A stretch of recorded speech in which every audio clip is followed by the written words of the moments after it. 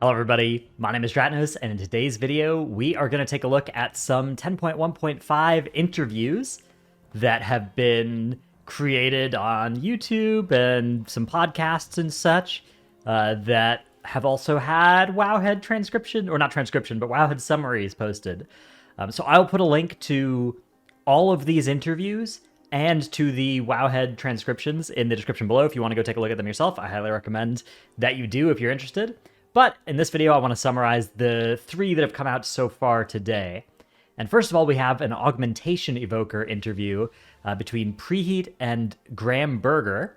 And this is a lot about the new Augmentation spec, which if you missed, I also made a video kind of going over the basics of it last weekend. But there's actually some information here that is relevant even to stuff that I mentioned in that. So, evolution of evoker, first thing they talk about. And this is just kind of some fluff about the plan for it and how doing it outside of launch is, an opportunity to do something they hadn't done before and something that they wanted to be confident in before they launched it as well.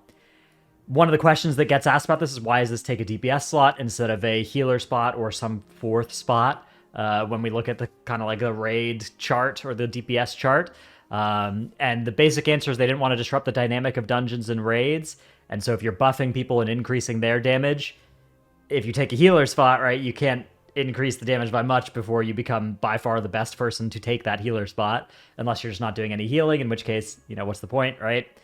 Whereas if you're taking one of the damage dealer spots, then all of the buffs that you are doing can add up to a full DPS's worth of damage, or potentially more, which is what it looks like right now on PTR, but that's what we will see over time. Then there's a discussion, obviously, about the potential for more support specs, right? 39 specs in the game, soon to be 40. Wait, is it 38? It's either 38 soon to be 39, or it's 39 soon to be 40.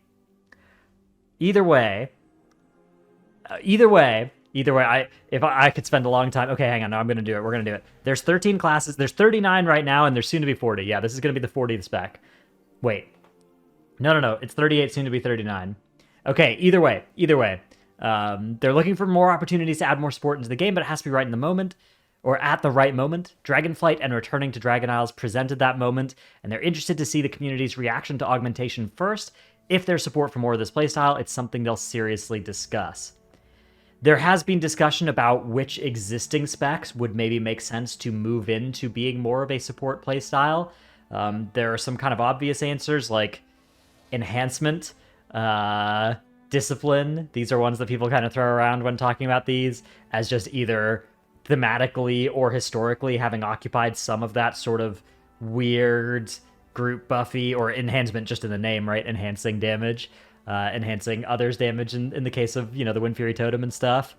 Whether or not there's room to move more in that direction with existing specs, I'm not sure there really is. I feel like all of the existing specs in the game have pretty solid identities and have pretty core fan bases. You could look at some of the 3 DPS classes, though. I mean, it's tough, right? Like, you look at something like Rogue, right? And it's like, yeah, Rogue has 3 DPS specs. Okay, turn one of them into a support spec, but, Sub, Sin, and Outlaw all have people that love those specs, and they all have unique identities at this point that'd be really hard to take away from. So I'm not sure what the right way to do this would be. Maybe the next option would be to make a 3rd DH spec that was some kind of support spec or something, if that goes well. I think that it's a good idea, though, to wait to see the community's reaction, because, it's very possible that this will end up being an experiment that was good to try, but not actually good for the game, in which case, maybe in a couple of patches, Augmentation just becomes a regular DPS, and we kind of leave the support specs if they don't actually work in the game. Combat logs. It's something that we talked about a little bit in my video, and I was basically like, I think this is one of the lowest priority concerns. If there are no other problems with Augmentation Evoker, I think that combat logs hurting from it is a price worth paying. But they actually want to ensure that players have the tools to improve, so there are a lot of things you can put into combat logs easily, right? Stuff like the damage procs that Augmentation provides, stuff like the Breath of Ian's damage. Those sorts of things can be pretty easily attributed to the Augmentation Evoker. The much harder work is attributing stuff like the versatility, primary stat, and crit that they're buffing people with. Those buffs, it's not impossible, but there's a lot of math that would have to go to make that damage get attributed to them in the combat logs. But it sounds like that's something that they're in progress, and it's a massive undertaking, which is very new for WoW. So several are already working and are able to be attributed to the Augmentation Evoker. Many more are coming, and you'll be seeing more of that this week. So maybe I was wrong, and you'll actually be able to just have this not even be a problem, which would definitely be cool. They're looking to have the bulk of these out with 10.1.5. They'll continue to improve beyond that. So yeah, I mean, if they can make it so that this attributes damage to Augmentation Evoker correctly for the buttons they're pressing, that's really good. A side effect of this might be that they can also have Power Infusion attributed in the same way to the priest that's casting it rather than to the DPS player that's using it, right? The extra value that comes from that haste. But it's really hard. I mean, haste in particular is a really hard one to do that with because, you know, if you give a Devastation Evoker Power Infusion, and then that gives them an extra extension of their Dragon Rage, how do you attribute that damage, right? How on earth do you go in and do you have like an algorithm that correctly says how much of that damage came from the PI versus how much came from the Evoker? It's a little bit less of a problem for the augmentation abilities because crit, verse, and primary stat are all much easier to just math out how much damage contribution came from those stats. But the haste from Power Infusion still, I imagine, is going to be a harder challenge. But I don't think Augmentation gives out haste, or if it does, it's not a core thing that it does much of. Augmentation in LFG and PvP. There are no additional rules on dungeon or PvP queuing. The current balance of personal damage versus buffing is still being iterated on, but the plan is having 2 Augmentation Evokers queued in the same dungeon should still be successful. The problem is, if you have two Augmentation Evokers in the dungeon, you now only have 1 actual damage dealer. So yeah, there's 2 Augmentation Evokers buffing them, but they're also buffing each other, and Augmentation Evokers buffing each other is not much value. So that is, it is a worse dungeon comp, and especially 3 Augmentation Evokers is like a, you know, that dungeon comp is kind of bricked. Your tank is going to be doing the most damage in that group, and yeah, I think they probably should look at LFG and just make an LFG rule where you only have 1 augmentation per dungeon, but especially because, like, you just don't want a bunch of people are playing Augmentation Evoker to cause a problem of a bunch of groups in LFG have a bunch of Augmentation Evokers, because even if it's not that bad, even if it's, like, kind of fine, people are going to feel bad in those comps. So I think they should probably reconsider this and put in a 1 Augmentation Evoker per dungeon thing into LFG. And then, of course, if you're doing a +20, probably having multiple Augmentation Evokers won't be as successful. Similar to bringing the same as any spec in WoW. It's similar in the sense of not similar at all, because 2 Windwalker Monks, you know, you're losing out on Mystic Touch from the second one. 2 Augmentation Evokers, you're losing out on close to half the value of the second Augmentation Evoker. It's, yeah, not good. So there's some PR happening here. They do not stack well in 5-player content, and you can get through, and they do their own personal damage a little bit, but you will not make a Mythic Plus comp that is built that has 2 Augmentation Evokers in it. That's not good.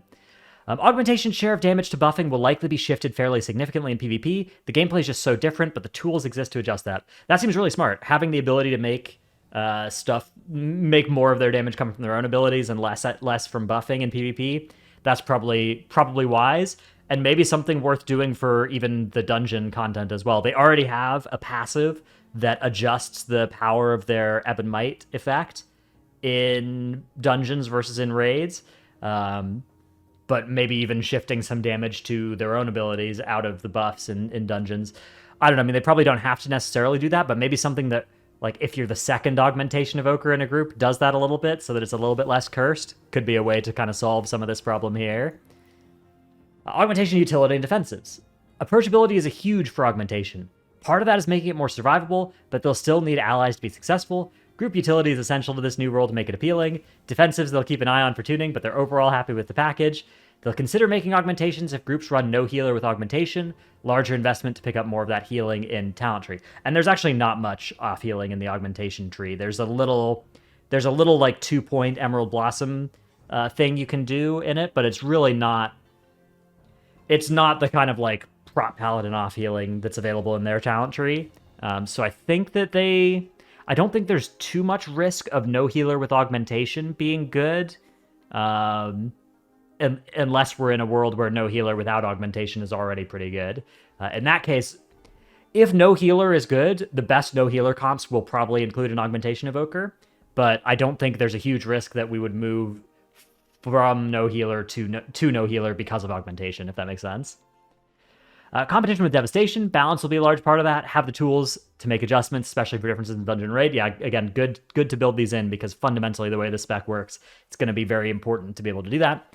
And they'll continue to monitor that and be vigilant.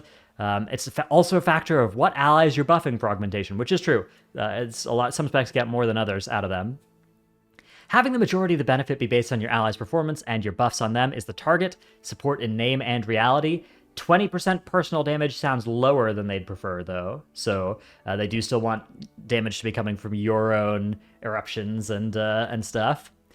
They still want players to be successful outdoors, and automatically buffing players around you, even if not partied, is part of that. So this is just when like if you're out questing or whatever, doing researchers under fire or something like that, you will be buffing the people near you, even if you're not in a raid.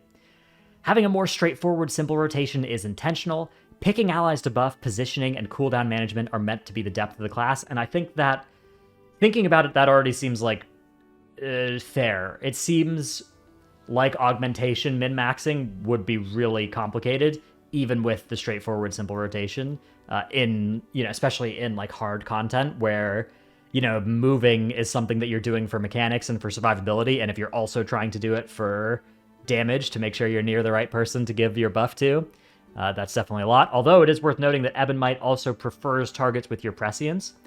So prescience you can have on 3 people when you cast your Ebon Might. Seems like the number you can roughly have on your Ebon Might casts, which means you can make Ebon Might always go on the 4 people you want if you have 2 or 3 presciences out, and then you stand near the 1 or 2 other people that you want to buff on each cast. So there's a lot less of the needing to stand near 4 specific people than I was worried about because of this effect here. Although, yeah, I mean, there is still going to be some amount of movement mattering for this, especially if you're playing with lower mastery values and if you only have the 2 presciences out when you're casting your Ebon Might. Part of the approachability is making the gap between the ceiling and the floor not as wide. There's some mastery involved that will improve performance. That's just mastery in the lowercase sense. But if you just focus on Ebon Might uptime, you'll still be contributing fairly significantly. They wanted to avoid micromanaging, so most things ended up being auto-targeted or proximity as a solution.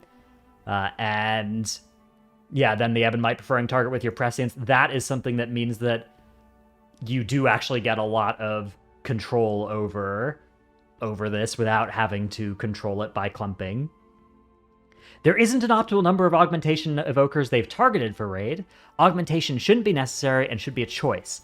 At most, you can run 1 for every 4 other DPS if you're trying to min-max around augmentation, but it's not something they expect. Yeah, so the way it works is you don't want, like 3 I think is a hard cap on how many augmentations you can get value out of, but my suspicion is that 2 is going to be the number for high-end progression. Maybe the 3rd is good, but I think 2, like if you got 2, you're buffing 8 people, and you can cycle that around so that it's people are always getting buffed in their CDs. And then if you run the 3rd evoker, I think you're running into pretty heavy diminishing returns where those last few DPS that they're targeting are going to be the worst ones in any given context. So I think my guess, lodging my prediction now, my prediction is 2 augmentation evokers will be the Race to World First comp in 10.2. But huge amounts of stuff that obviously could change between now and then. Stats and itemization. I talked about this a little bit as well in my first look video about augmentation, and it turns out that I was like, oh yeah, it seems like, crit haste, mastery pretty good, and verse, there's not really much of a use. I've seen stat weights for augmentation since then, and the stat weights are basically intellect, mastery, huge chasm, crit haste, small chasm, verse that's doing basically nothing. And so they're continuing to look at the secondary stats. Mastery's already been nerfed once and will likely be nerfed again. Not surprised. Mastery is scaling out of control for augmentation. It is, I think, the most damage per point of a stat that you can get on any spec on PTR right now is a point of mastery onto an augmentation evoker, for a secondary, that is. They need to ensure secondaries aren't as valuable as main stat, but nothing is a dead stat either. Expect more tuning. So again, it's not that it's bad if mastery is the best stat, but mastery is like twice as good as their second best stat right now, which definitely is something that I expect they're not going to want to be true. Itemization should matter for augmentation as much as it does for other classes. Should scale throughout the course of a tier and the entire expansion. Right now, itemization, I guess, is the most important for augmentation because they have the biggest gulf between their best and worst stats. But yeah, even if they nerf mastery, that can still continue to be true. And then miscellaneous. Additional talent tree changes are coming, including the class tree to address some survivability issues for all evokers. Don't expect a major shift, though. Augmentation was created from an excitement for this new playstyle, not so much as a reaction or challenge to the Game 1 versus Game 2 situation, which is basically about... I think this is a term they use to talk about like the people playing the game for vastly different reasons, and some people that are playing for really hardcore min-max and some people that aren't. And they're interested to see the community reaction. No release date yet, but they're working hard to get it out soon. The no release date here does kind of surprise me. We've seen 3 interviews get like published today or get unembargoed today, and usually whenever they unembargo a bunch of interviews, that means that coincides with announcements of release dates or stuff.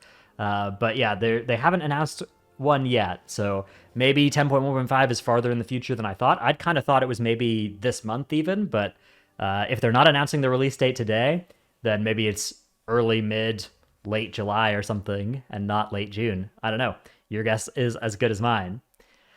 Okay, let's move on to our second interview series here. We've got 2 interviews now about the Megadungeon, mostly about the Megadungeon. The first one is a For Azeroth interview with Morgan Day and Stephen Cavallaro. I hope is the right way to pronounce that. And we have the first thing, which is about the requirements, narration, and quest content for the Megadungeon. The intent is for the Megadungeon to be available immediately upon the release of 10.1.5. So there's attunement-style questing that is not actually an attunement, which is the same that they've done. You know, they've done this for a lot of the content in the game since Legion, right? You don't have to actually attune for anything. I think you did have to attune for Return to Karazhan, but they've heard feedback from players who want to immediately log in and try the new content. So while those quests still exist in narrative form, they're entirely optional. I actually think that the kill Sarkareth for a Worm's Crest, kill Razageth for a Primal Infusion quest, I think those are a good way to make a quest line that is rewarding enough that players who play quests when they are rewarding, but not when they're just purely optional, right, will still do those quests, but that it doesn't gate people, and particularly gate groups, right? The problem with old attunements is that, you know, if you have 5 people that want to do a dungeon and one of them has work that day and logs in, you know, late and hasn't done the quest, the rest of you can't play until they do the attunement quest. And so then the people that are doing the attunement quest are kind of just blasting through it because they're like, okay, I got to do this fast so I can actually do the content.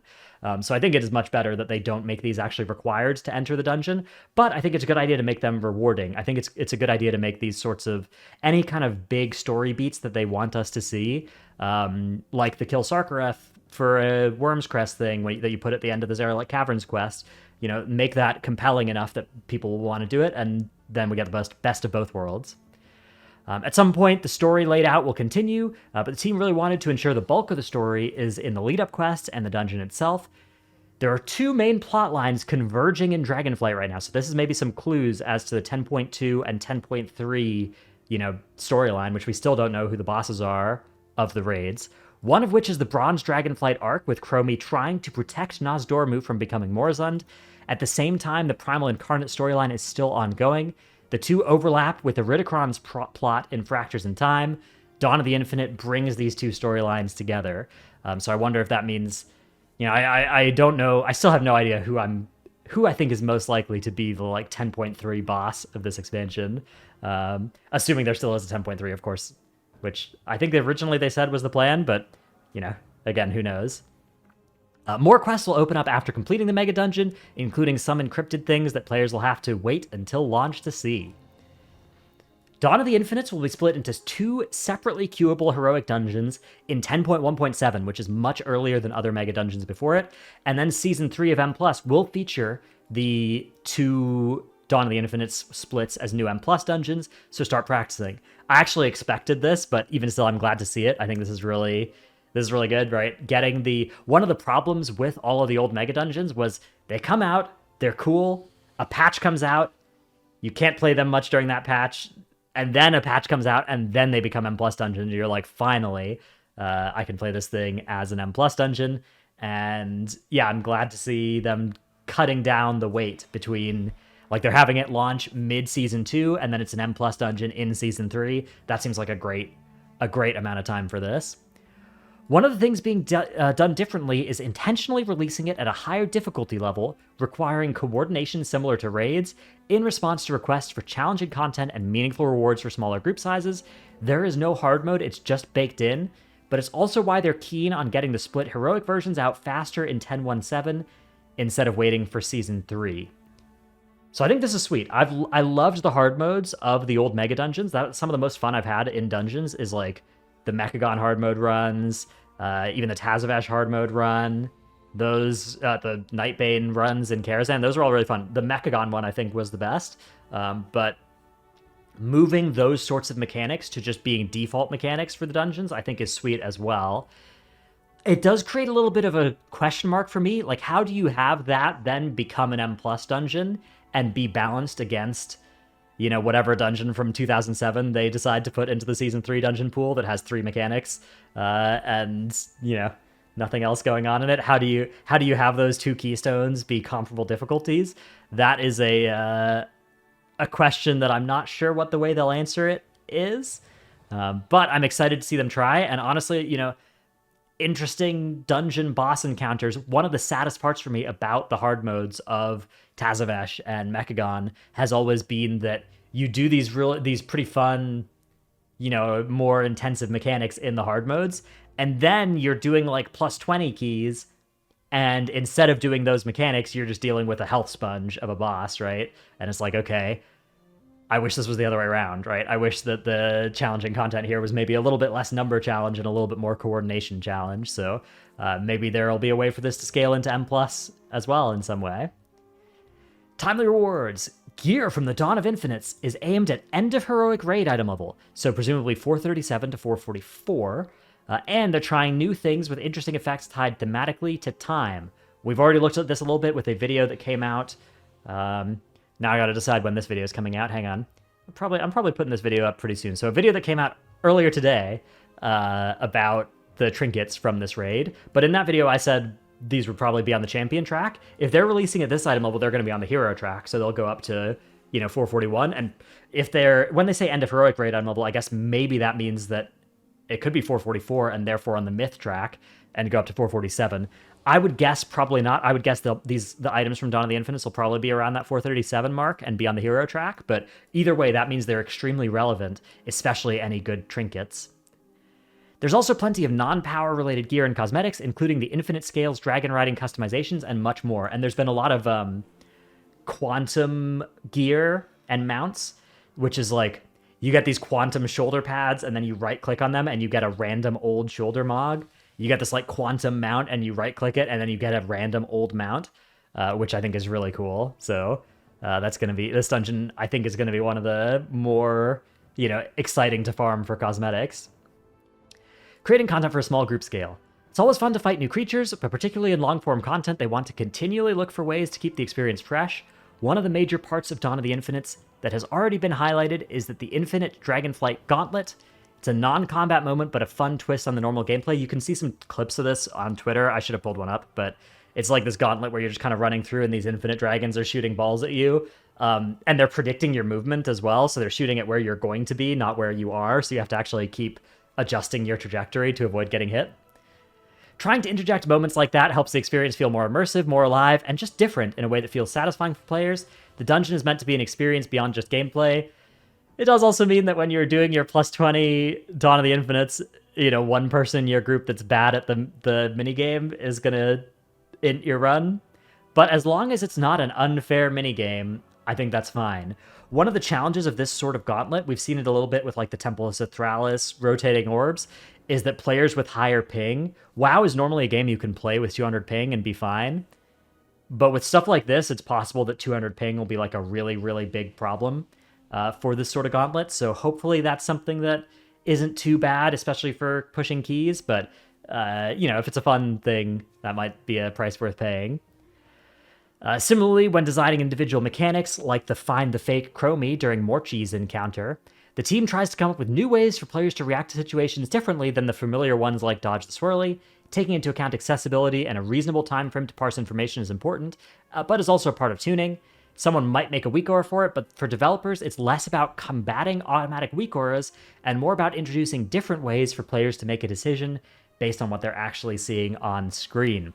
Which is fair, yeah. I mean, the weak aura's thought, the weak aura's concern is definitely something they should have, and there needs to be thinking about that, but the most important thing is that the mechanic is fun without a weak aura, right? And then the second most important thing is that the weak aura doesn't trivialize it to the extent that you have to use a weak aura and it just removes all the fun of the mechanic. But it's, you got to start with just the mechanic itself. I do think they should make sure that there does need to be some thinking about, like, what is this going to look like when it's solved with a weak aura, because there are some cases where some small tweaks can make it so that the weak aura using player base doesn't end up using, super broken weak auras to solve certain mechanics.